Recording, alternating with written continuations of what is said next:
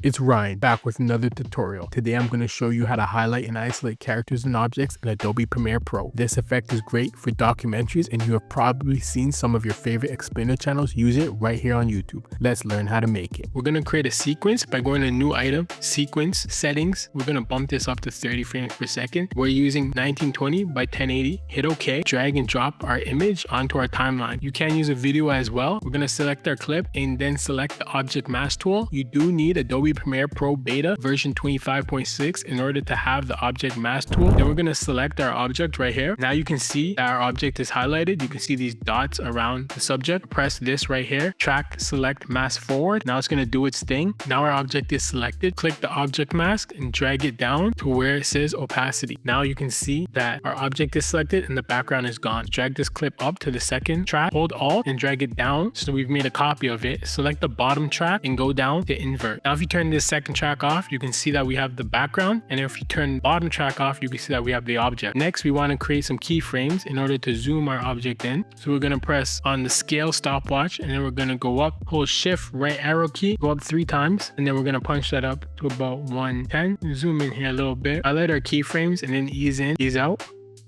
We're going to drag this one out a little bit more. For our background, we're going to zoom it out. So we're going to make a keyframe at the beginning, and then we're going to go to our first frame, go to where this frame ends, bring it out to 90. Now we're going to ease out our keyframes. I'm going to bring the object up to the 3rd track, and I'm going to make an adjustment layer.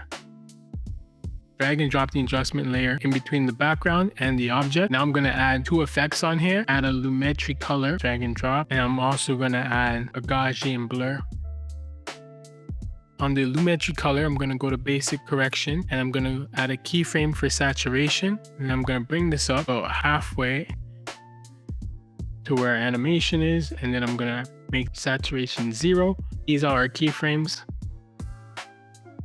I think I want the animation to go a little longer, so I'm going to pull out the keyframes here. That looks better. Let's go back to our adjustment layer, and then we're going to go to Gaussian blur, add a keyframe at the beginning, set it to 0. While the saturation is getting depleted, we're going to make the blurriness 35. I think that looks good. Ease out our keyframes. So a little bit of a problem is you can see a cutout of the background right there. We don't want that. So how we're going to fix that? Highlight all your clips by pressing Ctrl A, right click, go to New and then Nest and press OK. We're going to click that, and then we're going to zoom it in and bring down the bear a little bit. Now you can see that the cutout is kind of hidden behind the frame, but that's okay. The point is you can't see it. Depending on the image that you're using, you might have to find a trick. You might have to fill in the whole background. Every image is different. So next what we're going to do is we're going to make the label for the grizzly bear name. I'm going to bring the playhead here to the end of the sequence because I'm going to show you a little trick right here. What I'm going to do is I'm going to create a shape. I'm going to fill it with white. Now I want to make sure I center the shape. I'm going to duplicate the shape for the outside ring, create a stroke and remove fill. I'm going to increase the scale of it. And I want to increase the stroke. Let's increase the stroke 10. Now to get this rotating ring, what I'm going to do is I'm going to look for an effect called clock wipe to make sure that you drag it at the beginning of the graphics clip. And then you want to add another one at the beginning of the graphics clip for the ring. Now you can see we have this animation where the circle fills in like a clock.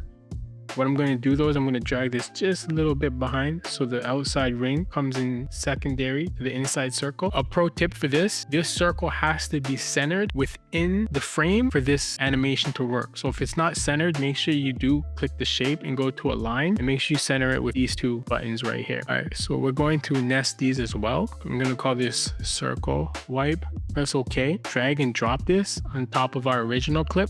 Now you can see how this animation is playing out, but it looks a little bit too big. So we're going to scale that down to about 15. And I'm going to set the position to right about there above the bear. Well, maybe right here. We need to grab the pen tool and we need to create this line. So you're going to hold shift, click here in the middle, hold shift to create 2 straight lines. Just follow where I'm putting the pen tool. Make sure that you set the outer to center. Grab the type tool. I'm going to use console. Click here again, call it grizzly bear. Grab the selection tool and make sure you align that right on the line. Zoom in with the mouse scroll if you need to. That looks good to me. Nest these as well. Once again, we're going to call it grizzly bear label. Hit OK. I'm going to add a crop effect.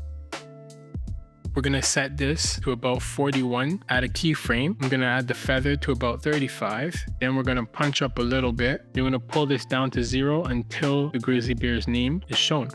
Let's pull this out a little bit more, smooth out the keyframes.